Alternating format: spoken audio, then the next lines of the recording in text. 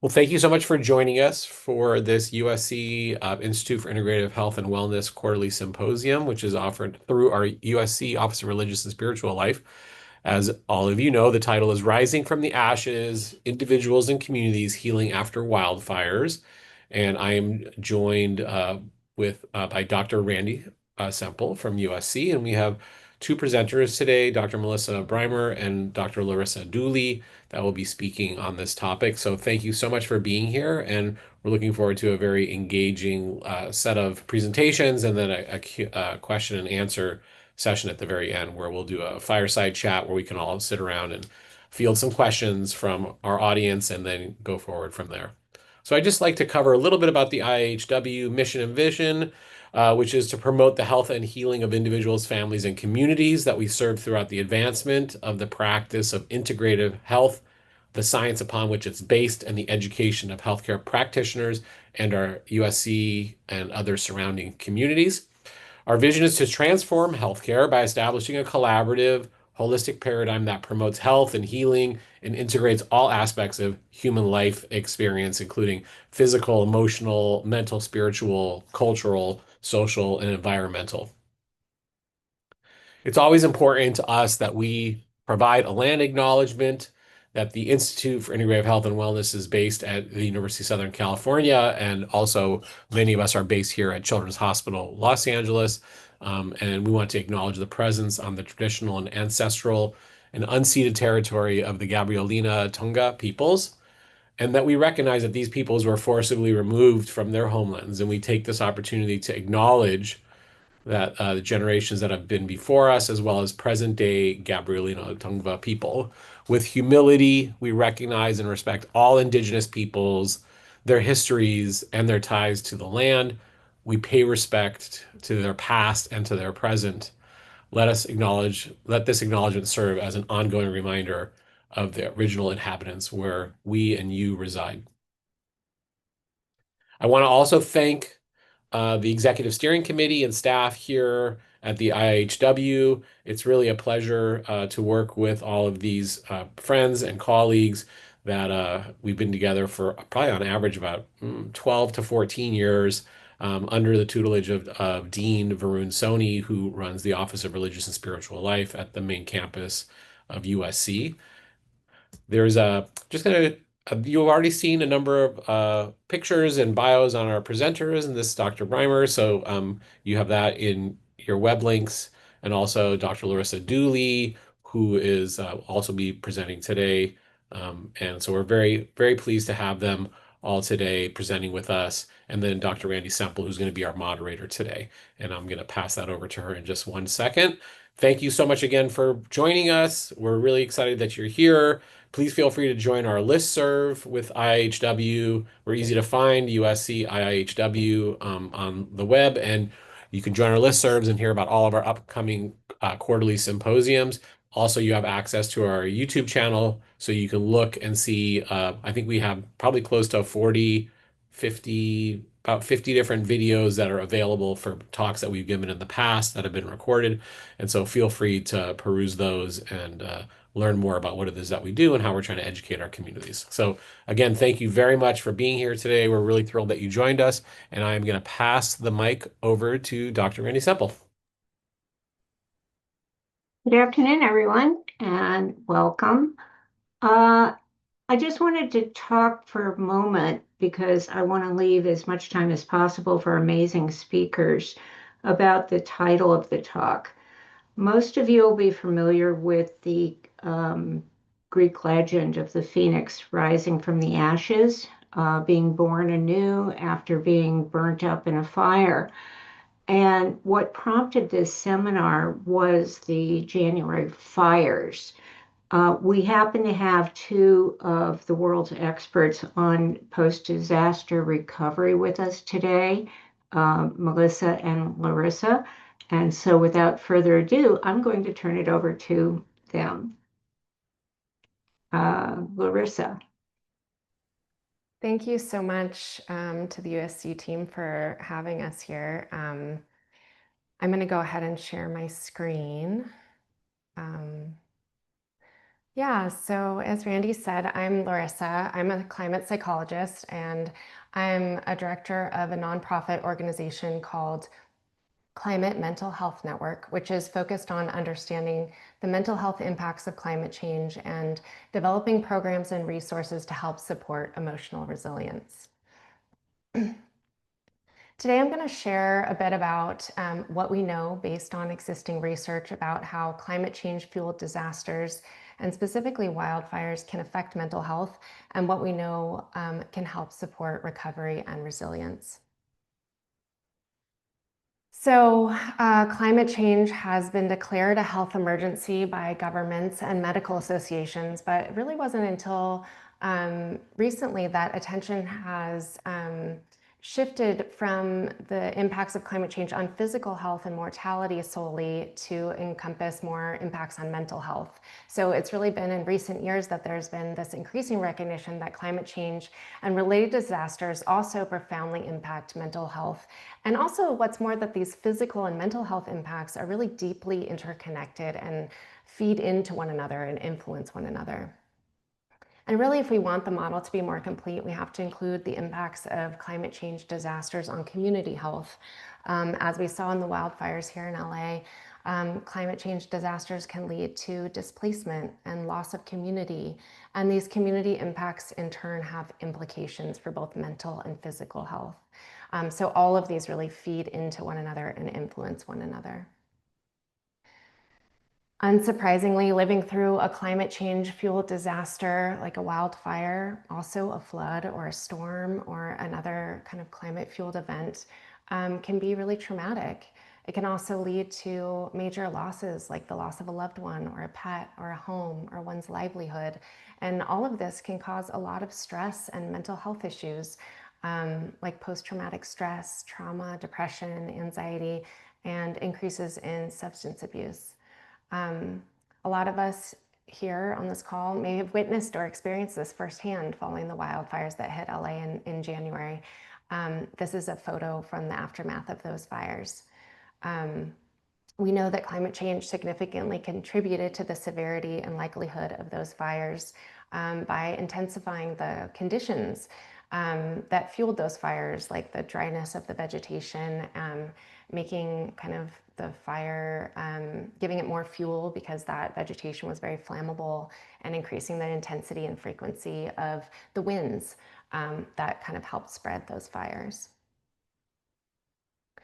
So even though there haven't yet been, to my knowledge, peer-reviewed, published research studies on the mental health impacts of those January fires specifically yet, we can draw on many previous studies of previous fires that have occurred here in California and beyond.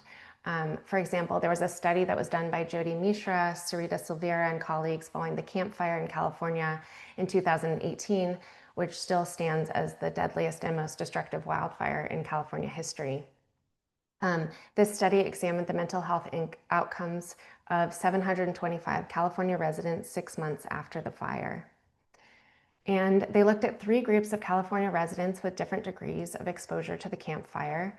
And they found that individuals who had been direct victims of the fire, I don't know if you can see my cursor, but the ones here in kind of the diagonal cross hatching, that group of individuals had higher levels of post-traumatic stress symptoms compared to the group of individuals who had witnessed the fire and the group of individuals who had not been exposed to the fire.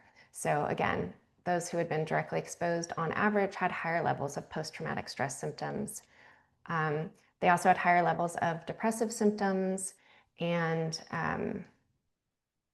anxiety symptoms. Sorry, I have to move my window here. Okay, and anxiety symptoms.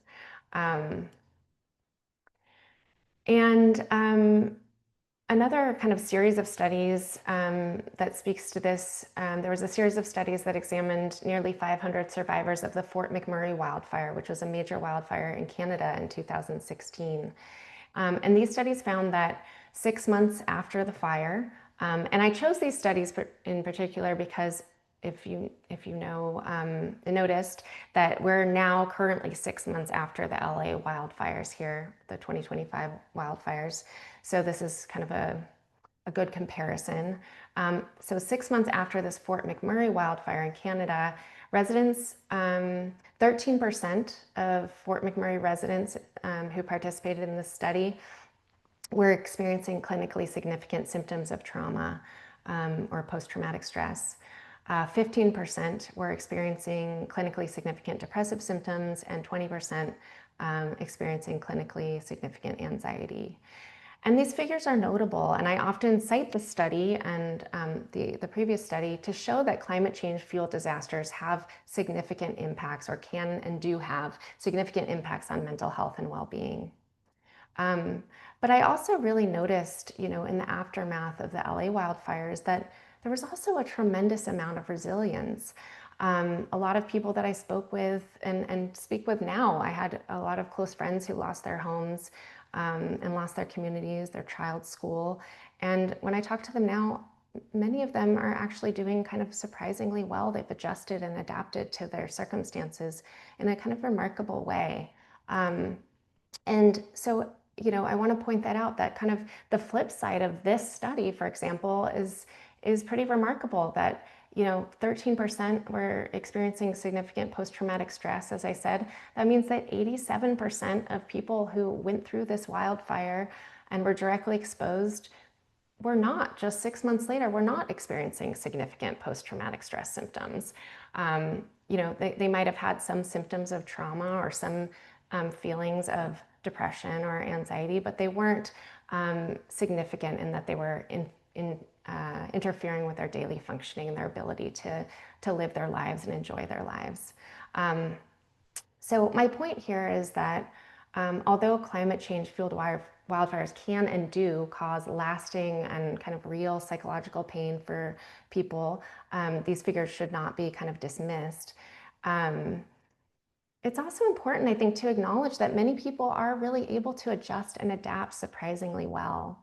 And so I think this is valuable to notice, because we want to know, how do people do this? What are kind of the factors that contribute to this kind of recovery and resilience? And I think these questions are really valuable, because understanding what factors contribute to recovery and resilience can help us identify what we can do personally and in community to strengthen this capacity and to help prepare ourselves and our families and our communities to face the next wildfire. We're living in a world in which disasters are increasing in frequency, and we need to kind of prepare ourselves. And so how do we do that? So what we need, in other words, is to build our capacity for resilience. And resilience, broadly defined, is the capacity to maintain or regain positive psychological functioning in the face of difficult or demanding life events. So it's the ability to kind of adapt and survive, and even maybe thrive despite going through something really hard.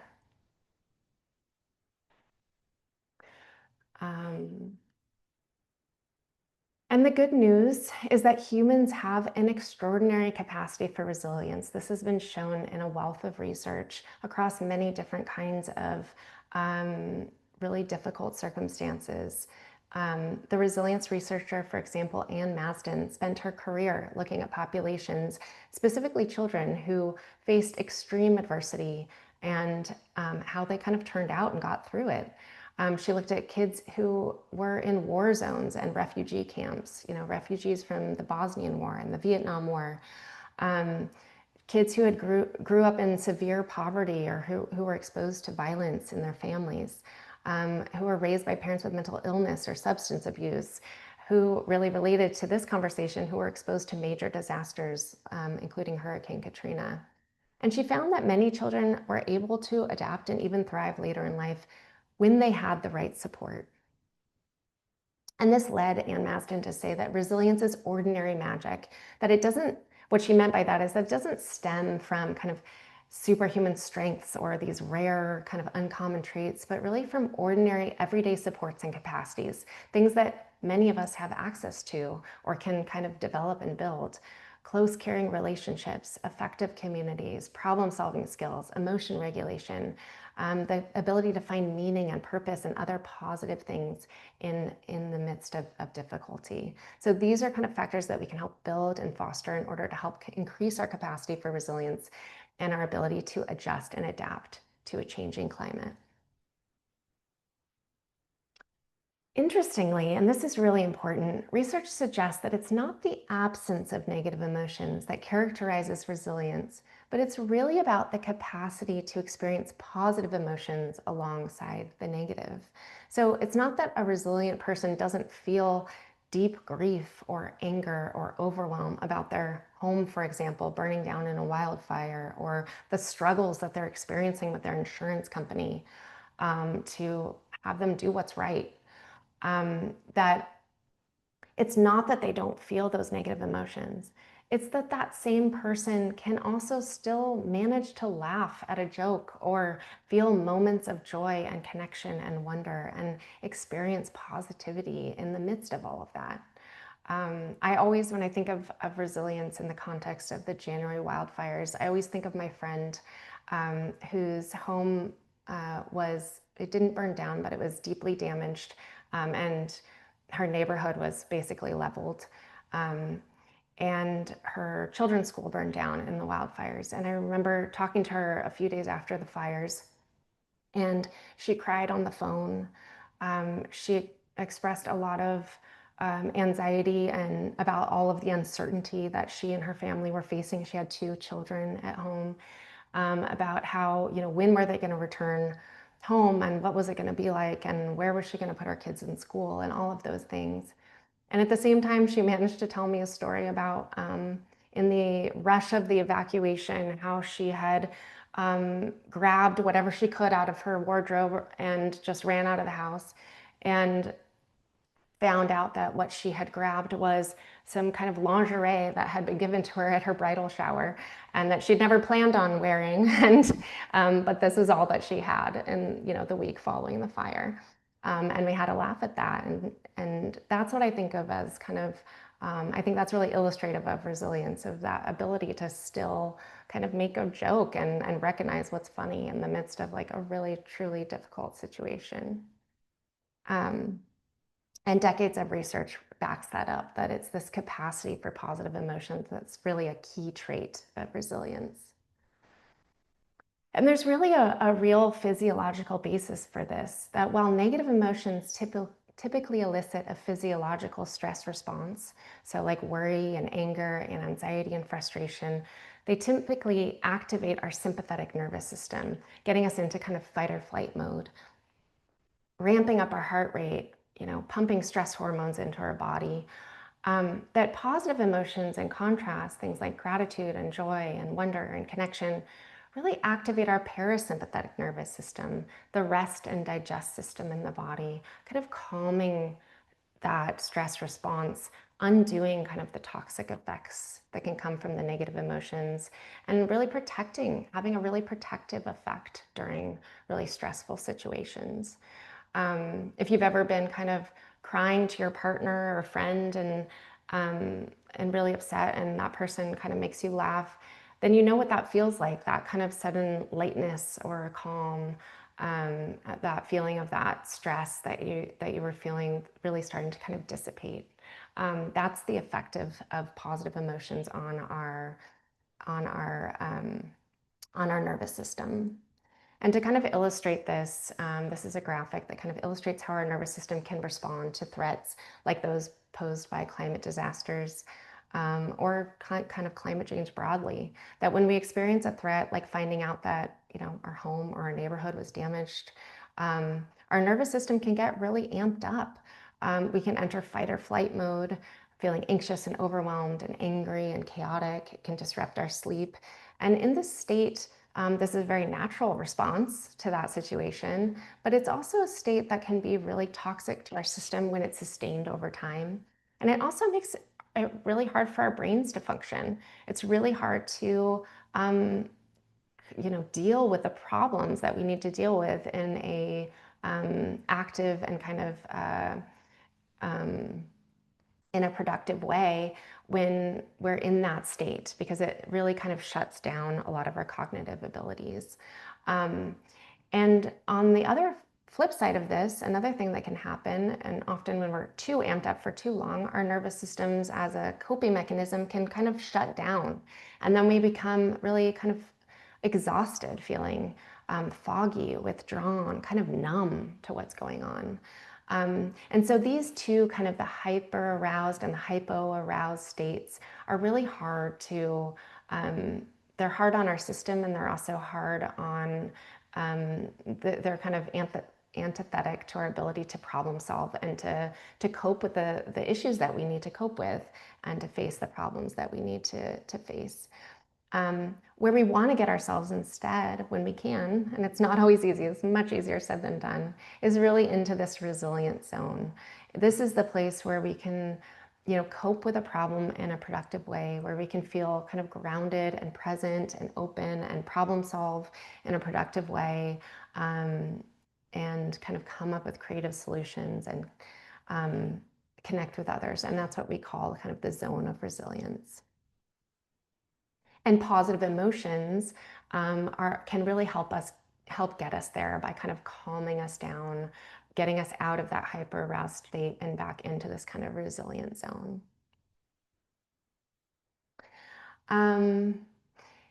And this is a process that we use at Climate Mental Health Network to kind of help navigate difficulty and build emotional resilience.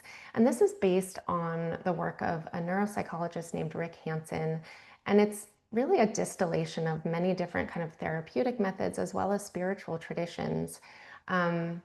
And this process is really simple. It's let be, let flow, let in. And the let be is really about kind of just acknowledging and observing what your emotional state is.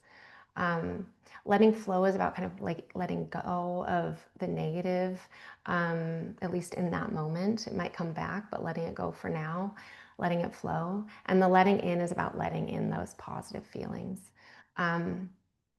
So let me break that down a little bit more. So let be is about facing our grief, our anxiety, facing whatever we're coping with. So these are kind of some steps that we tend to go through, and I use this with myself all the time. The first step is really just to be mindful when you're starting to feel anxious or uneasy or stressed or upset. Just observing that feeling with openness and curiosity and putting a name to it. Dan Siegel says, name it to tame it. It's this idea that's been backed up by neuropsychology research that really just naming our emotions, just saying, I feel really anxious right now, in and of itself can kind of help start the process of calming and making them feel that feeling less overwhelming.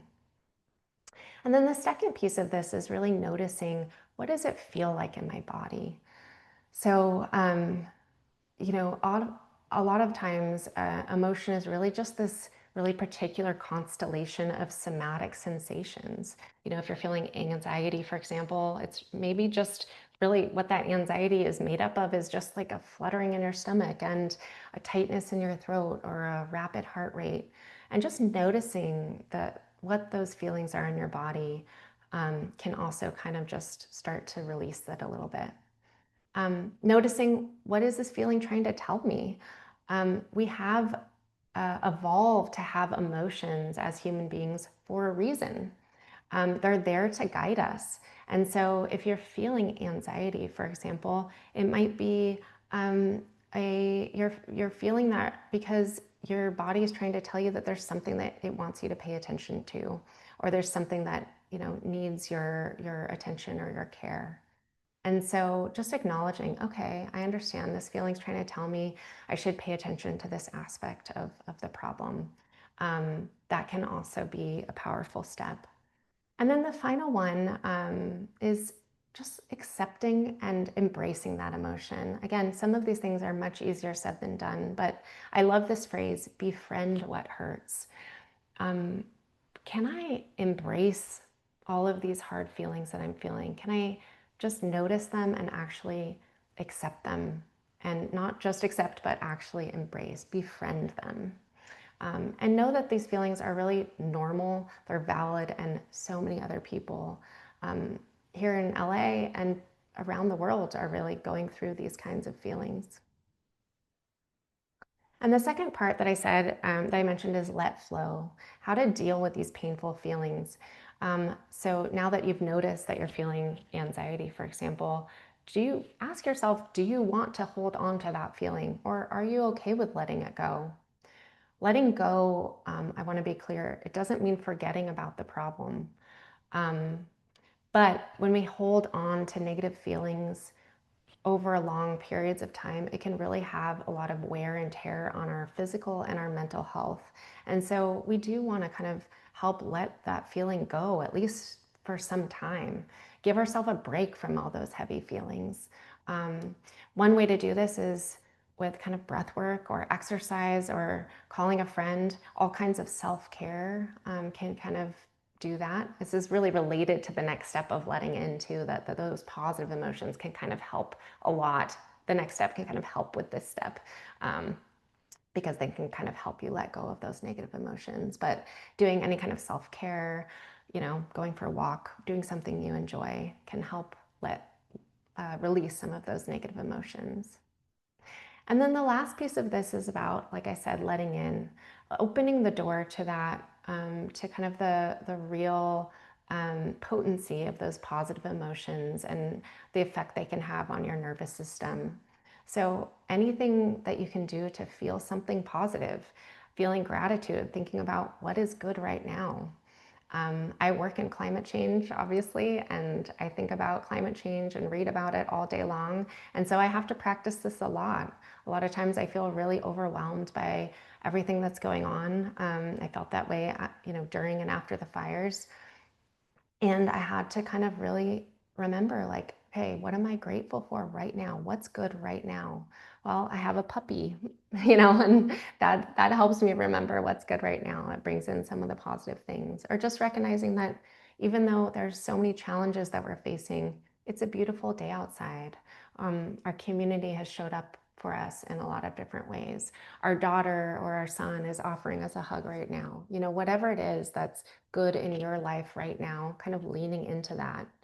Um, and I'll just mention briefly before I move on that we have inherent in our neurobiology something called negativity bias, which means that we tend to pay much more attention and lean into negative emotions more than positive, and negative news more than positive. So, um, you know, there might be 10 good things that happen to you in a day, but the one negative or the one bad one is the one that you'll remember. Or if you get kind of a performance review, for example, from your boss or supervisor, and they say 5 good things about you, you'll remember the one bad thing that they say a lot more vividly. Well, we have to kind of be aware of that negativity bias, so that we can kind of help offset it in some ways. So really kind of leaning into these positive feelings and these positive thoughts can help us do that. Really noticing what's good and leaning into it, and trying to make the most of it.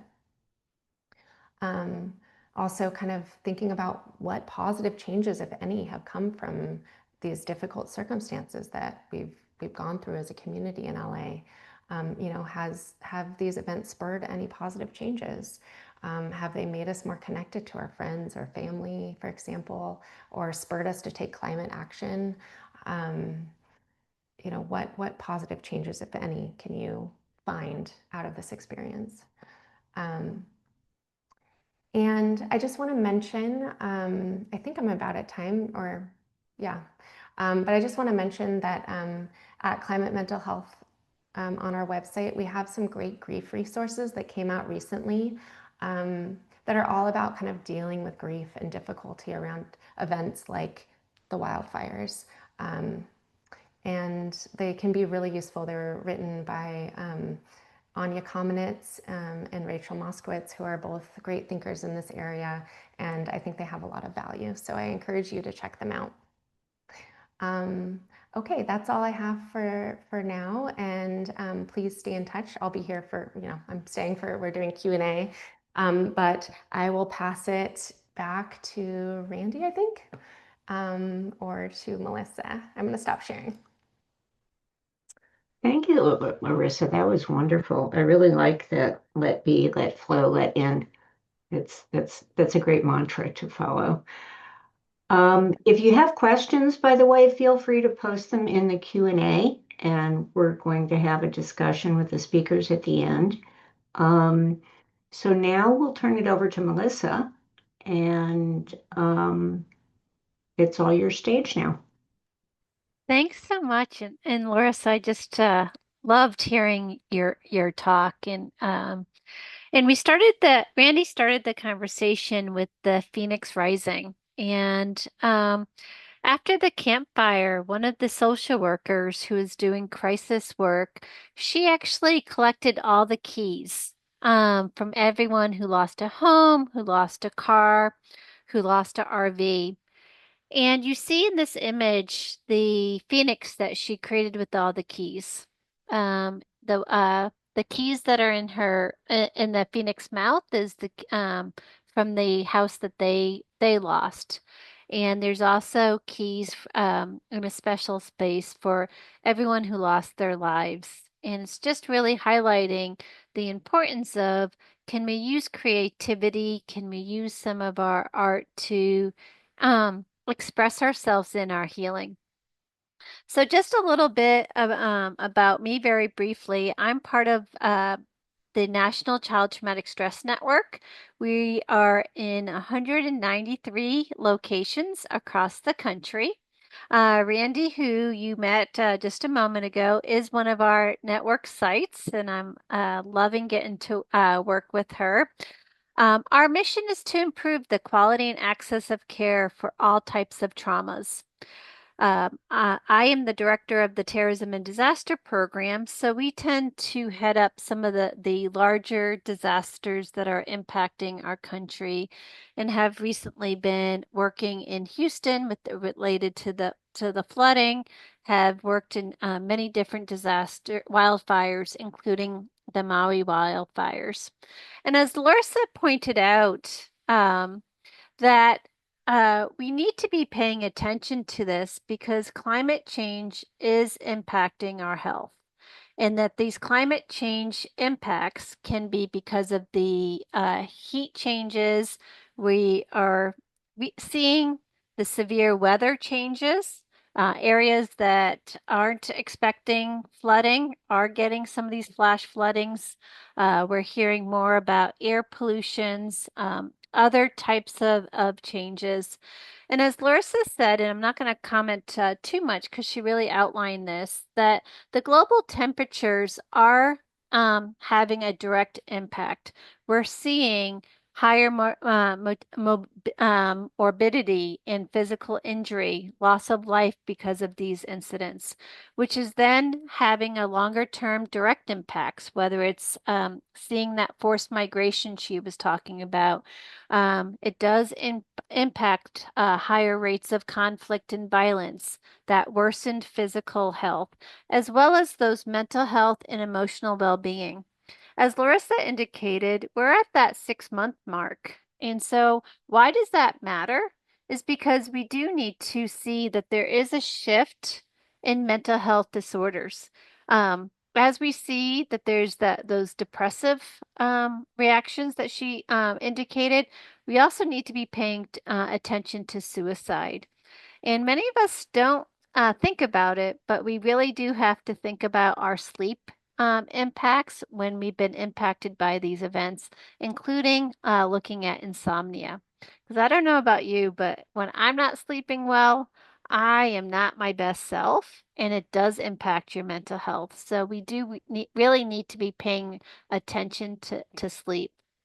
But these wildfires are not the only thing that LA is experiencing, and we do need to be understanding the compound disasters that are happening. Disasters can be because of societal or political changes or policy changes, and how that is impacting. And you're going to see from some of my comments how we need to be thinking about the multiple issues that are happening in LA, and how we have to adapt our practices in our supports. We do need to recognize that there's an unequal toll of climate change and climate disasters. There are, looking at the EPA and some of the data reports, there are 4 really important vulnerable social groups that we need to be paying attention to. Those who live with low income, communities of color, those that with no high school diploma, and seniors over 65. So when we're looking at this, we need to be recognizing and making sure that our disaster preparedness, our response and recovery takes into account these more vulnerable groups. And that we see that the communities of color, along with low income populations, they're more likely to reside in areas that are impacted by disasters. They are more likely to sustain that property damage, that the employment disruptions, the disruptions in income. Many times they are less likely able to evacuate.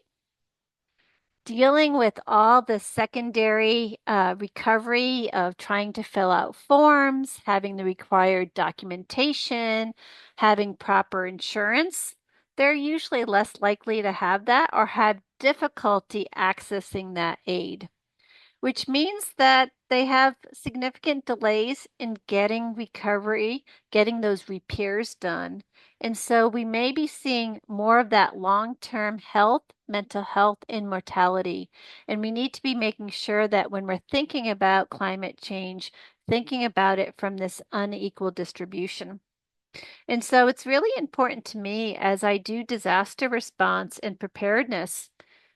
Does our disaster preparedness take into account what we need to be doing for these populations? I really love the CMIST framework, and if you've never seen it before, it's really looking at, is our disaster preparedness looking at and addressing the access and functional needs for folks that might need support with communication? Those who might have health complications or chronic health conditions, what is the plan to maintain their health, whether it's through evacuations or during shelter experiences? Are we helping people with the ability to access transportation if there is evacuation needs? Are we making sure that those with past histories of trauma get extra support, as well as those with psychiatric conditions? And making sure that our plans are supportive for those who have interdependence needs, including young kids. And so a lot of the work I do is in that response and recovery. And Larissa started to look at that there's differential impacts that some people might experience, long-term impacts such as PTSD, depression, and grief. Why are there some of these differentials? She talked about the importance of resilience and having those skill sets. But we also know that there are other key concepts that we need to be understanding when we're thinking about response and recovery. Not everybody in LA County experienced the wildfires in the same way. So we have to look at dose of exposure. What was their experiences during the fires? Did they have to flee under life threat? That they weren't sure where to go to safety? Did they have a loss of life, loss of pets? Did they lose their house?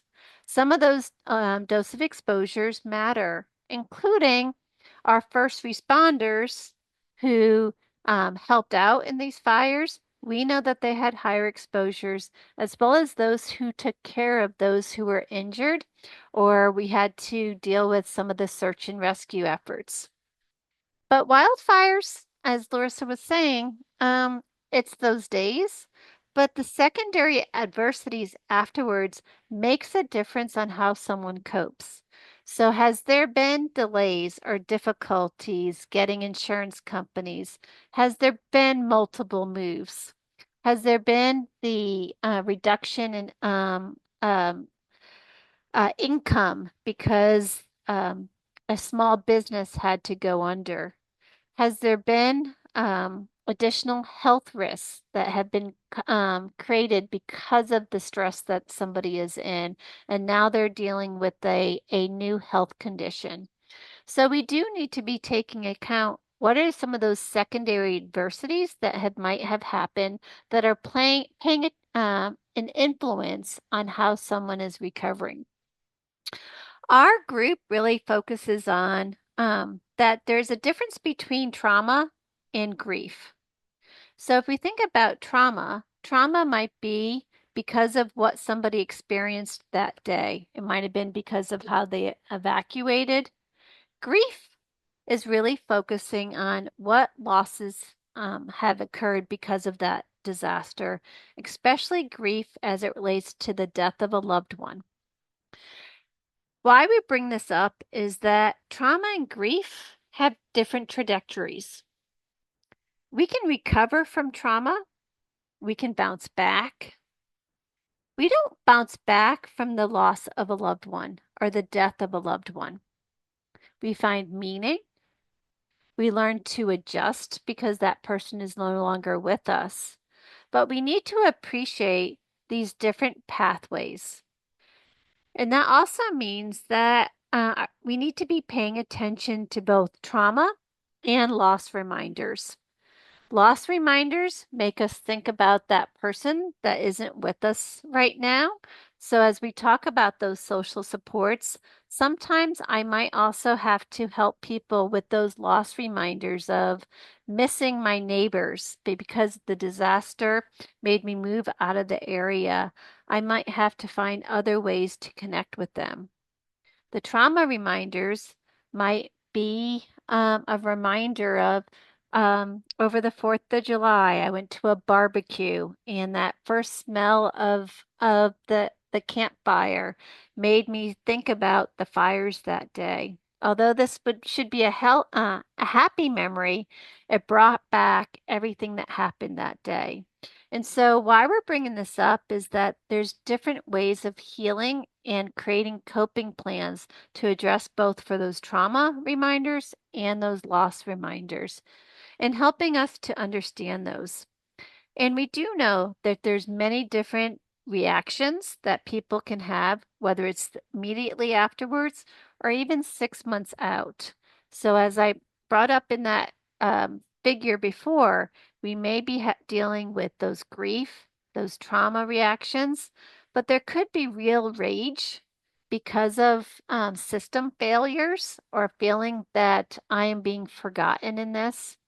And we do know that there's developmental consequences. Um, we are seeing, and the research shows, even our littlest kids do understand when there's changes to their families. And so it's really important that we think about interventions and supports to address those that are younger, as well as those developmental consequences. There's many people I've spoken to who were ready for retirement. And because of the fires that just happened and they lost their homes, they lost their safety net that they're not able to retire now.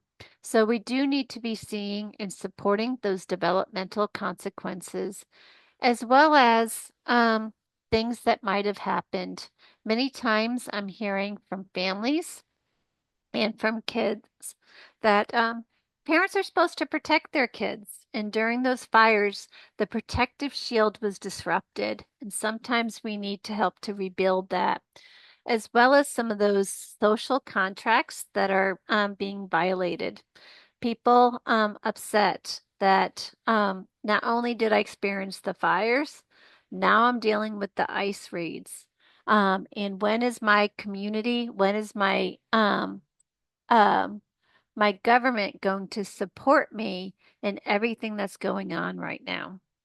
And so we take these concepts, these behavioral health concepts, and we think about what are those intervention strategies that may help during these times. And so I've created many of these early interventions, and I'll talk about a few of them in just a moment.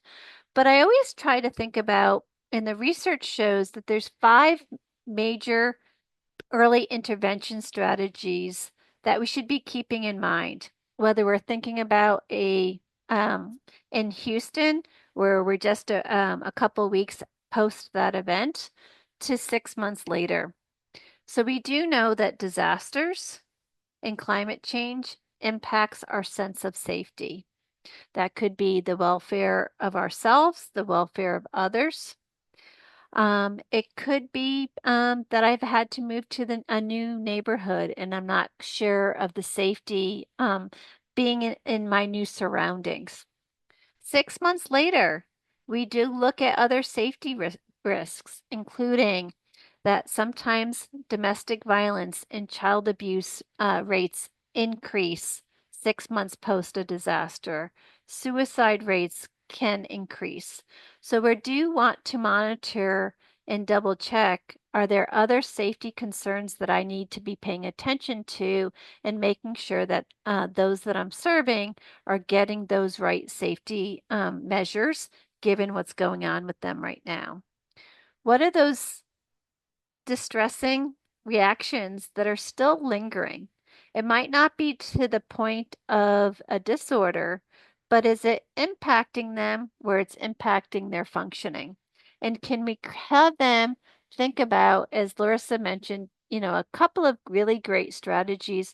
What's those ways that I can enhance that resiliency, reduce the level and the intensity of those reactions, and see if I need to have other tools in my toolbox so that I can create that calm or that support. We do a lot of, and we know that the research shows that connectedness matters. If we have a few people in our life that we can depend on and support, that really does help us in the long term. But we've also been paying attention to, it's not just connectedness. Do I belong? Do I feel like there's a belongingness? So when I'm working with kids, if I just stop showing to school, will anyone care?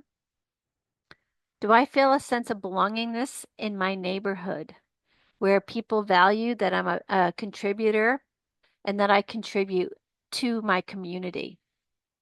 We also see that self and community efficacy makes a difference. Um, Everybody has strengths. How do we, in our intervention strategies, tap into those strengths, whether it's religious, spiritual, ethnic, racial differences, religious healing, coping strategies? We're wanting to bring in any of these practices into the work that we're doing. And we're always wanting to make sure that we're paying attention to hope. Everyone's gone through bad times before. How have they gotten through it before? What are those elements that they can have agency over? So, what are those things that they can control? And how do we anchor their healing practices into those areas that they actually can control? So when we're doing disaster response and recovery, we really do look at this public health approach in that there's tier one interventions, the universal interventions. Those are appropriate for the general populations. So I'm going to be talking about psychological first aid, which is an acute intervention. Respond with care is helping parents and caregivers have support kids who have been through stress. So, as Larissa was saying, sometimes we tend to focus on the negative. Well, when we as parents are stressed, we might focus on our kids' negative behaviors. But we need to be flipping the switch, like she said. Can I focus on those behaviors that I want them to do? Can I focus on things that they're trying to do so that we're focusing on their positive behaviors? And respond with care works on that parent caregiver child interactions and how can we help them to foster that relationship. Tier 2 interventions, skills for psychological recovery and healing after trauma skills, are two examples. This is for folks that might have some moderate distress, may not be in that area that has a diagnosis, but they aren't feeling themselves or they may feel stuck. So, what are those coping strategies that might help them to continue on their path? And then there are evidence based practices for those tier 3 those that Larissa put in that meet that diagnosis. So trauma-focused CBT is one that's for kids, and cognitive processing therapy is for adults. Both of these are evidence-based practices. So for that tier 1 intervention, psychoeducation is a really good tool. Since I work a lot with kids, we have a lot of great resources for children. And sometimes with children, talking through characters can be a great way. Kids might not be willing to talk about their feelings right away, but they'll talk about feelings through characters in a book. So Trinka and Sam, my poor little Trinka and Sam, they've been through different wildfires, and then they were through an earthquake, they were through COVID. Trinka and Sam, the big fire, Hawaii actually made a YouTube reading of the book, as you can see here, or you can get it from our website. It's a free website, a free resource, excuse me, that you can read the book. And then at the end, there's a parent caregiver guide of why these reactions might be happening that poor Trinka and Sam experienced. What are ways to cope? And how can I support my own family? Once I Was Very, Very Scared is a fantastic book that the PDF version is for free. And it talks about different types of disasters or trauma experiences that each of the characters went through. Then it talks about each of their feelings, as well as each of the healing coping strategies. The frog in the book, he likes to play. The muskrat likes to do its breathing exercise. And we can talk to the kids about, so what feelings animal are you today? Is that coping strategy you want to do? And I have to say, Once I Was Very, Very Scared is in like 6 or 7 different languages, and Trinka and Sam is in several languages as well. There's some other psychoeducational materials that we have at the NCTSN, which are some resources for parents, for pediatricians, as well as teachers, talking about how do I help after an event. So if my environment isn't safe to go out, how do I start to talk to kids about the scary thing that happened? Bounce Back Now is an app for adults, both in English and in Spanish, and it's to help adults look at what are those reactions that I might have, and what are some of those coping skills that I can be implementing to help myself. We will be launching the teen version by the end of the year, but all of these resources are free. Psychological first aid is that tier 1 intervention that I talked about before. It is for children, adolescents, and adults. It's for the immediate aftermath, and also if there's been a secondary adversity that has also happened in someone's life, I can reintroduce psychological first aid. So psychological first aid is a flexible intervention. I want to have that contact and engagement, but I'm going to be taking account, do they need support or a safety plan? Do I need to provide them comfort as it relates to any grief or losses that they might have experienced? I'm going to gather some very key information. What's happening with them currently? Do they need support with basic needs or practical assistance? Do they need re-engagement with some of their supports? Do I need to help them with psychoeducation and helping with some coping strategies? And should I be thinking about what other supports or resources that may help them in their healing journey? Do they need support with childcare?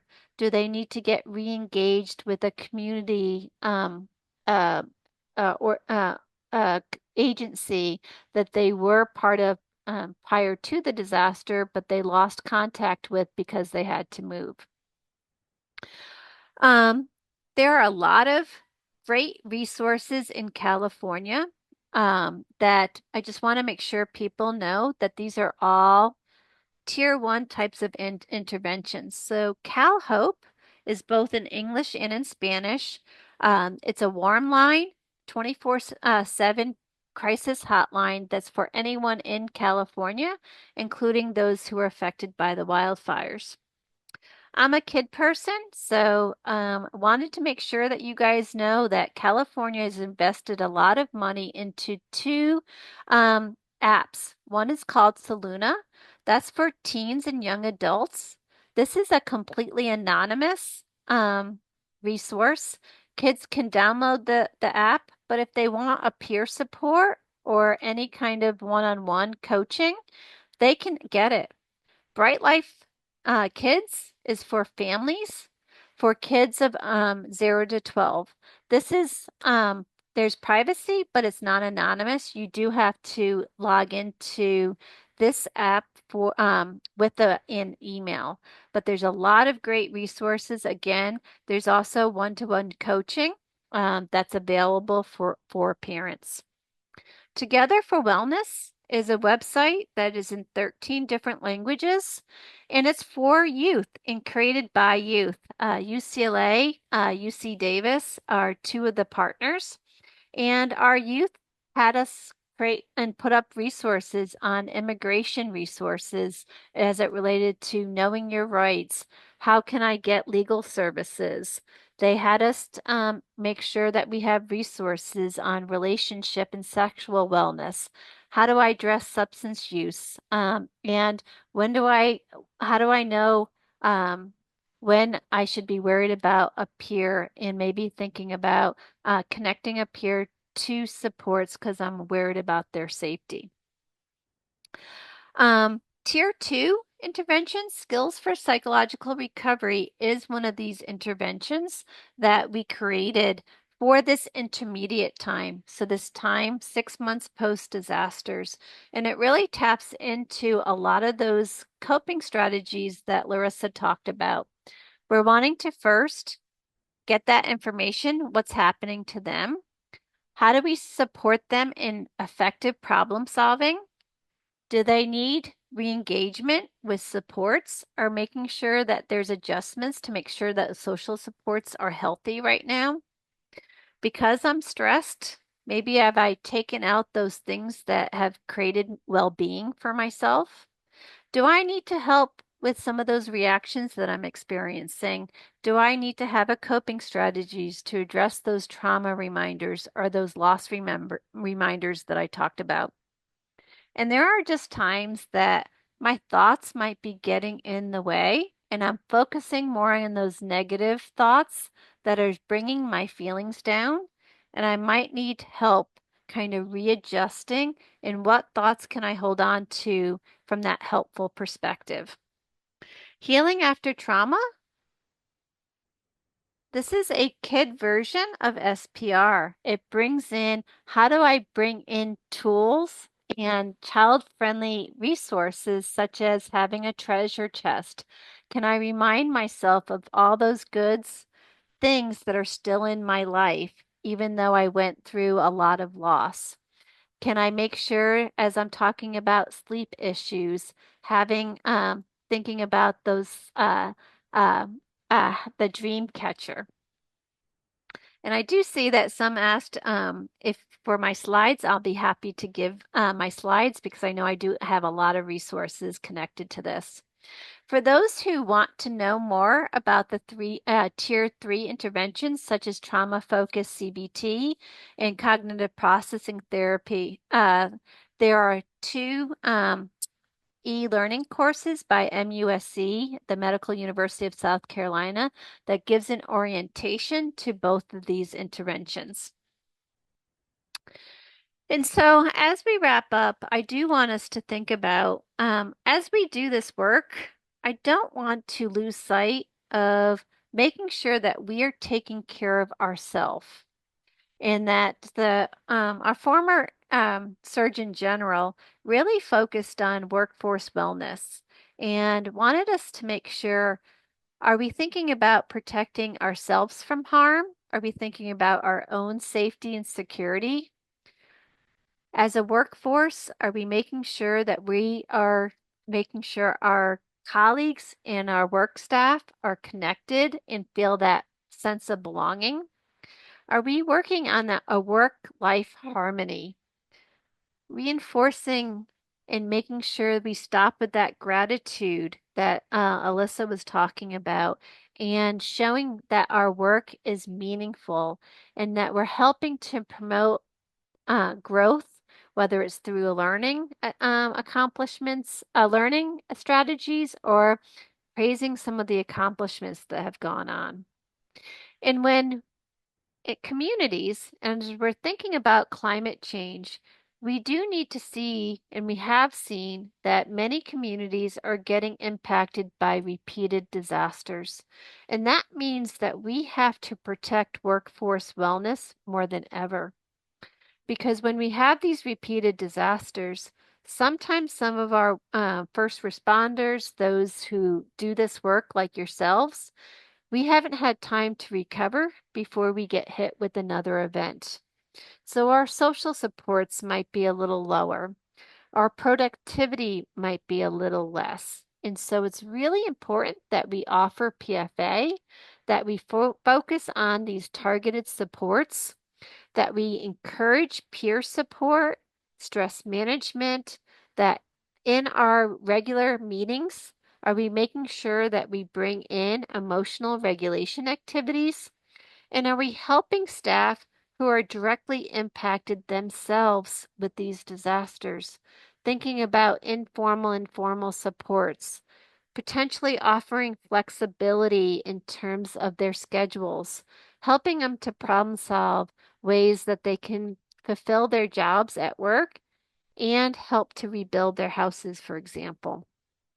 And so it's really important that we bring in these different types of wellness and well-being strategies, and bringing in trainings such as related to that stress reduction.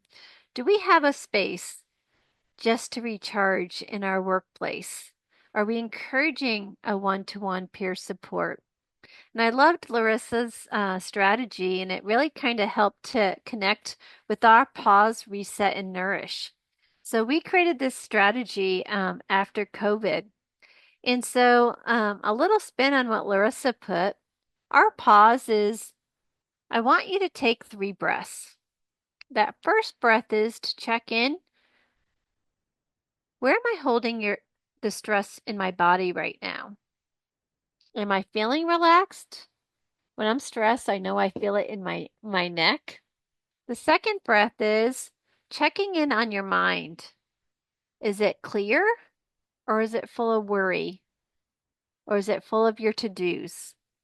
And that third breath is checking in on my feeling state. Am I feeling at peace? Am I feeling those positives Larissa talked about? Or am I having other intense feelings, and to start to name it? So for us, pause is checking in with your body, checking in with your mind, and checking in on your feeling state.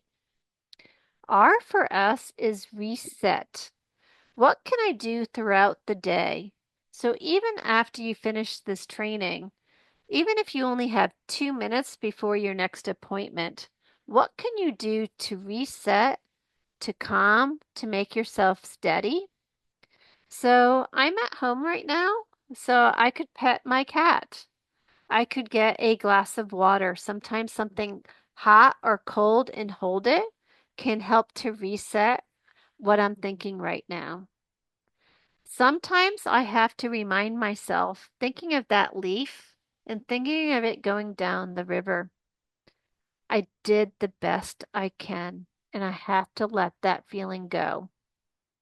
That gratitude, the affirmations. Sometimes I just need humor. And sometimes I have to practice self-compassion.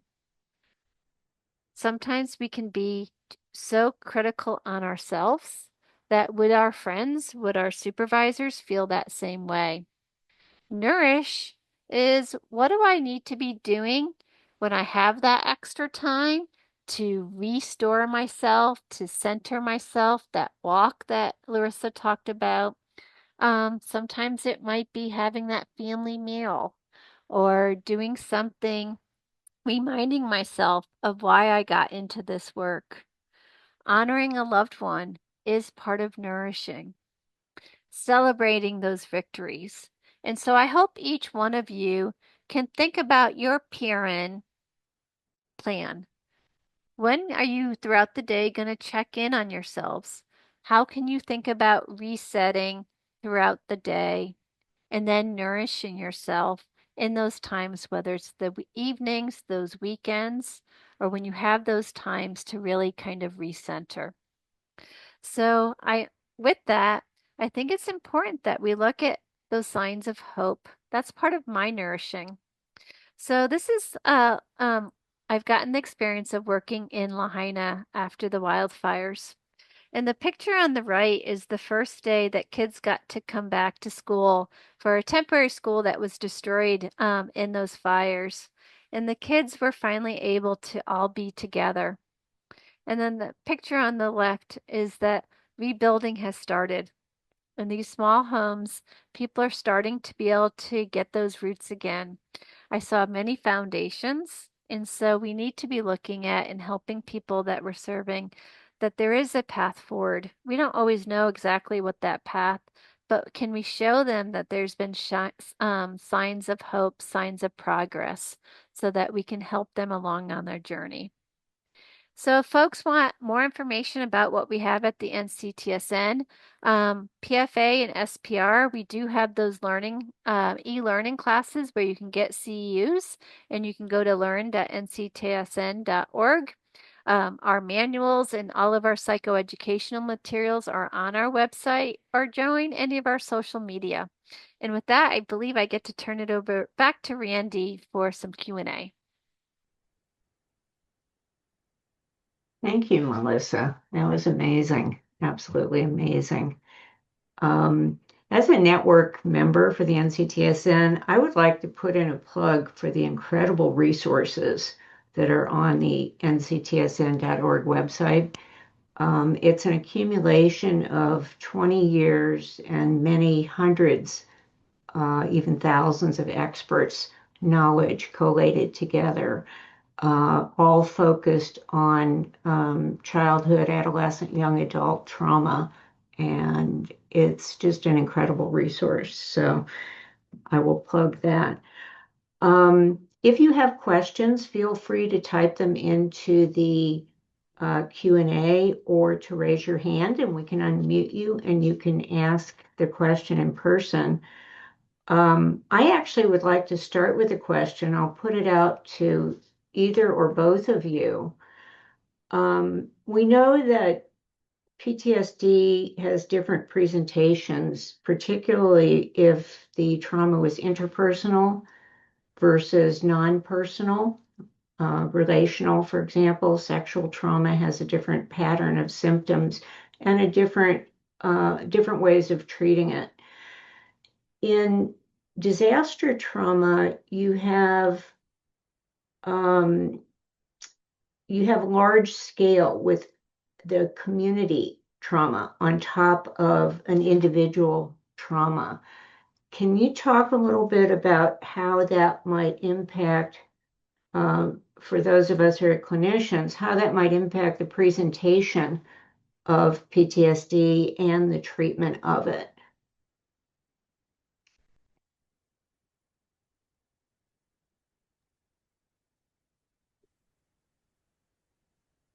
Well, I'm not a clinician, so I'm a research psychologist, but so I'm probably the last person that should start this conversation. But I will say that anecdotally, I have a good friend who lost their home in the wildfire and also lost their home when they were a kid. And she was talking about the differences of that experience of losing her home as a kid. And when she was a kid, it was due to an electrical fire within her home. So she was isolated with that experience versus losing her home in the Palisades fire was a community experience, right? Many of her neighbors lost their homes. And she talked about the differences in those experiences of, that actually having kind of being in it with going through that experience with her community, although it was harder in some ways because there was so much lost in their community. Like there were so many like parks and places that they loved to go that were lost, places to eat and schools and things that were beloved. Um, it was also kind of easier to go through than losing her home by herself, like her family, because it was something that everyone was going through together. So I thought that was a kind of an interesting sort of case study of what that could be like. Hmm. Um, yeah. Yeah, I think that, and I think you actually, Larissa presented this data in her slides, which is people with pre-existing situations, right? Pre-existing traumas, either personally or in their community, their family, their extended family. Those can be kind of loading factors for having greater sensitivity to a new trauma, right? And even in the, I grew up in the National Center for PTSD, which was before NCTSN came into existence, and all the work done around the Vietnam veterans talked about a lot of the military that joined had pre-existing trauma, right? They had PTSD as a function of community or family. They went on and joined the war and then experienced more trauma, and then that left them in this sort of complex PTSD realm. And so I think we see that when you're facing natural disasters, interpersonal traumas, et cetera, that they do start stacking. And we see that clinically the same. I like that both presenters today talked about resiliency and hope, though, right? So, because the same thing is true even in the NVVRS database of the National Center, that why is it everybody had same experiences of exposure to combat and trauma and pre-existing traumas, but some went on to develop more complex chronic PTSD that was debilitating. They couldn't hold a job, and others went on and had relationships and had jobs and et cetera. So, trying to suss out that those clinical issues around vulnerabilities and resiliency, and that positive sort of protective aspect of responding to trauma it's really critical as we move forward. And I think, many researchers and clinicians say that the same. It's not a new concept, but it's wonderful that you both shed light on that today. I really appreciate that. And I would say, Randy, part of this goes to what was their experiences. So that dose of exposure that I brought up. So, if I was one of those that had to evacuate suddenly, the fires were around me, I felt that life threat. We might be seeing some of the startle increase. We might be seeing some of that reactivity, Hmm. and some of that avoidance. But even in disasters of this nature, there are times that even that interpersonal can have play out here. This isn't a story with the California fires, but up north where a family evacuated, and a father made the decision just because there was he could only pack so much, so he had decided to pack up the family and was going to go back to pack up the kids and the pets and some of the other um important things at the house. But when he went back the second time, things had changed and the roads were closed. And so in that, it created a lot of anger between the kids and the and the father, because they ended up holding that somehow dad killed the pets. Hmm.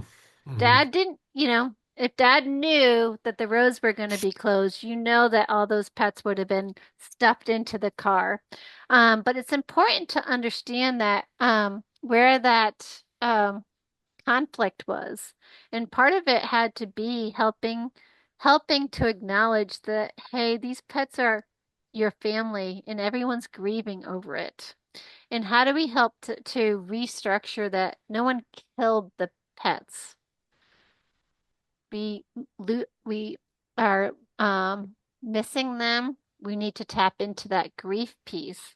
But it was really important to start to change the thoughts that were going on, because it was really making a conflict between the family members. And actually, that support where they had that relationship with the father started to deteriorate. And so when we started to do that restructuring, so that they didn't have to lose that social support, that in itself was such a healing piece. And so we need to be paying attention to Are there moments that happened in this fire that is causing some of those changes, such as the connections?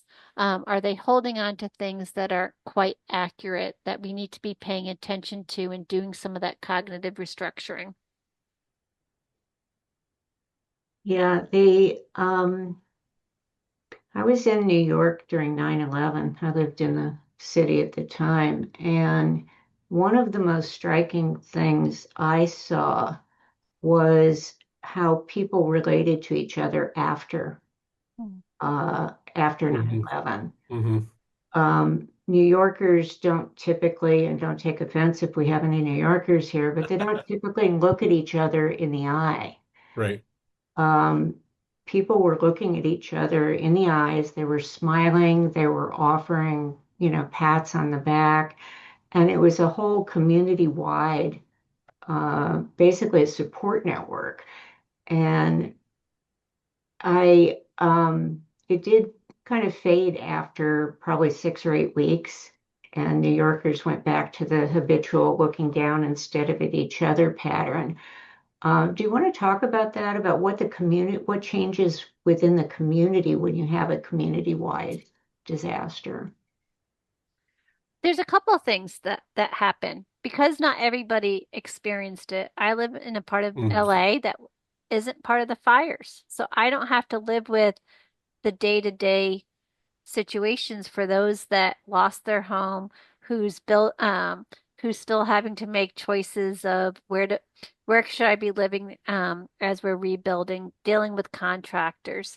So for some in LA, um, they have they can go back to their routines. Some cannot. We also know, and there is a differential recovery that some people are who had the resources, who might have had the insurance, who had connections to contractors, are able to start getting the permits, are starting to be able to rebuild, and some are still getting no after no after no. And we have to and so there's those those differentials on those secondary adversities starts to create different pathways of how people are experiencing this event. If I am feeling that um, all this bureaucracy is against me, and I'm not even sure that I have the right paperwork to actually rebuild. That's a very different experience to those that are already have their foundations and are like, I know it's just a matter of time. I'm going to be able to return back. And I think some of those differentials and those impacts do show that we need to provide different types of community supports to help those that all the differences that are needed. Yeah, it's definitely not a one size fits all. There's no question about that. Every single person has a different experience, and every person who even lived in the same neighborhood has different experiences and access either to insurance or to community support or whatnot. So in response, so like I'm having Brenna send a link to something called the LA Fire Health Study, which is an organization that we're partnering with in response to the recent fires, specifically in Altadena and also the Palisades. Um, and they're looking at health, mental health outcomes. They're also looking at air quality, soil, water, et cetera. They'll talk about what is the best filtration systems for your water and for your air quality. So please go to that website. You can look at those things. Um, Everybody has a differential response based on so many factors. And so it's hard to come in as an outside group into the community and impose certain ideologies around what it is that the community needs. And so something that we're doing with the LA Fire Health Study is we have community we have community navigators, people who live in the community, who are in the schools or in the churches or in the businesses and et cetera. And so we're working with them to come into the community and to give to them what it is they're looking for, as opposed to us coming in and saying, okay, psychological first aid for everybody, and it's like not necessarily what they really need. Some may and some may not. So trying to be resource smart about what we do clinically for our community is also that requires a little footwork. So just parachuting in immediately with psychological support may or may not be the right first step. Maybe things like food and housing, shelter, water, and there are some basic sort of needs in the hierarchy, right? The real basic things. The psychological might come online at 6 months, like both presenters talked about today. Maybe it's that little 6 month window is the sweet spot for where we can actually start to deliver meaningful mental health services. And so I think it's really important to be sensitive not only about timing and dose, as you mentioned, but also how do you engage with the community? How do you open a door? You don't kick the door down. It doesn't work that way. How do you open the door? How do you knock on the door? How do you partner with the community so that you can actually be helpful and respond to the needs that they have, not what you think they need? And so that there's a lot of nuance there and a lot of Absolutely. sensitivity. And that PFA that you're talking about, Jeff, the whole thing with it's there's psychological first aid. First aid is thinking of like it's that those emergency pieces. And Yes. part of that means looking at information gathering. What is currently happening? And if that current happening is I need food access, I need clothing Yes. access, that's what I focus on. If they do need that psychoeducation, then that's what I focus on. So it Hmm. really is that flexible approach.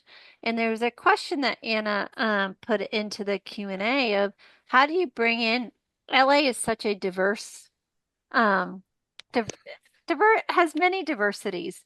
And so with PFA, it's such a flexible approach, integrating one's culture, integrating one language needs, Hmm. integrating that diversity is part of the psychological first aid because the intervention isn't what's important, it's the person that's in front of me. So, part of psychological first aid, is that if they're wanting support with some of that coping, I do want to be checking in. Are there types of coping that whether their family, their culture feels important? Is that working right now? Have they not been using it because they kind of forgot about it and they've been kind of on overload?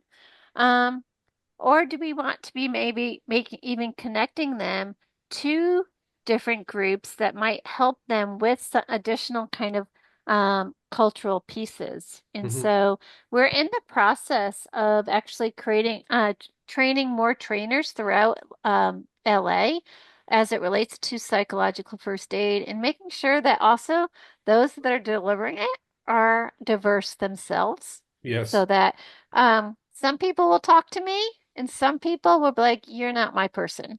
Hmm. And so that's okay. And we're wanting to make sure we connect it to the different folks. It's great. Thank you. One other issue that's come up with the fires in January that I'm sure some of us have experienced is that we have colleagues who are clinical providers who are also survivors, Hmm. colleagues who have lost their homes. And it kind of a funny position because they're being asked to treat survivors, to provide services for survivors, and they're a survivor themselves. Do you want to talk about the kind of issues that might come up when you've got somebody who is both a treatment provider and a survivor of a disaster? Larissa, I know I've been talking too much, but if you want, I'm happy to these because these are a little bit more clinical. I'm happy to jump in if that's still okay. Yeah, please Okay. do. Mhm. So, every disaster I've worked in, people who are responding have been impacted themselves. And so this isn't an uncommon thing for LA. What's important is are we putting the support systems around mental health folks as they are still doing their jobs? As you saw, are we making sure that they have peer support, that they have good supervision? Um, and that what's that? PRN plan to really support them as they're going through this. It's okay. It's okay, but it's also critical. Know your limits. There's going to be times that you're going to have to pull back a little bit because you're going through a little bit more of the recovery efforts right now. You're right in the middle of having to make some key decisions about where to live and giving yourself that flexibility, that comfort. But I also say that, and there's research we did after Katrina that providers who learned about psychological first aid and skills for psychological recovery, it actually helped them to cope. Hmm. It helped them to use the same coping skills for their families. And they actually found that doing this work actually helped them in their overall healing. And we can't forget that sometimes when they do these trainings, it's literally helping themselves learn those skills too. And the positives of I get this, and I can help out in these situations. Yeah, when we treat PTSD, one of the first things we do is teach the clients about triggers. And when a provider has also been a survivor of the same experience that their clients are experiencing, they're going to get triggered over and over again. So I totally understand how just learning about PFA can be really helpful to them. Thank you.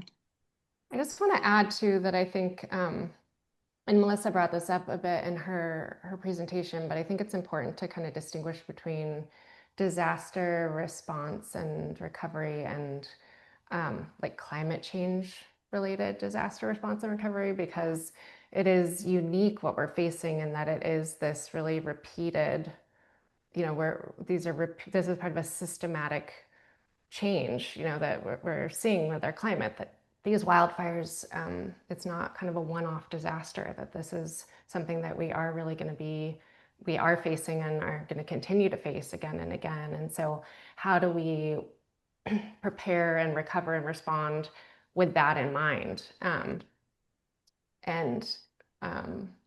yeah, I'm interested. I haven't seen it in the research yet, but I think there's really important questions about kind of like how people's kind of adaptation and recovery is related to their understanding of that. Hmm. Hmm. That it's not just, oh, this is something I went through and now it's in the past. It's like, this is something that we're continuing to go through. Hmm. Yeah. Yeah, and And I'll say, I was really brief. In Hawaii, part of the Hawaiian culture is a real connection to land, to water, and it was really important to what are those ways to bring in those healing practices of the environment, but also to acknowledge that um, may not be the only fire that they ever experience. So, what are those strategies from an intervention perspective to for restoring the land? So that mhm. restoring of the land helps with that mental health aspect, but it also then help to, are there things that we need to be doing differently, even if it's growing replanting trees, thinking about those ways to give back to our environment. And I'm seeing that some of those integrations is also happening in Altadena as well. So Hmm. thinking about um, those traditional healing practices are also a way to address climate concerns and also ways to think about strategies that we need to be doing to also to be preventative in this time and have these discussions. Yeah, I think the parallel process that you're drawing that I think is really important is there's climate health and there's human health, and they're kind of similar, right? That there isn't, we often will talk about PTSD, which assumes that it's over. But to Larissa's point, we know that climate health is we're on a trajectory here where we're gonna have more fires in the future and earthquakes and other natural. So there is that, how do we continue to serve our land and our nature and our climate the same way as we're trying to serve ourselves as humans who are thriving or living and recovering in that same kind of environment. So there's a really nice parallel, and I think both require the resources to heal and to move forward. Thank you. I think that's a lovely way to end it, is by tying our world and ourselves together. Hmm. I'd like to thank Larissa and Melissa for Hmm. fabulous presentations. Thank you so much. Thank you. And the recordings and the slides will be on the IIHW website. Hmm. Not sure when, but not too soon, not too much in the distant future, fairly Yes. soon. So thank you all for attending, and we look forward to seeing you at our next seminar. All right. Thank you, everybody. Thank you. Heal on, as we say. We say heal on. So we'll see you real soon.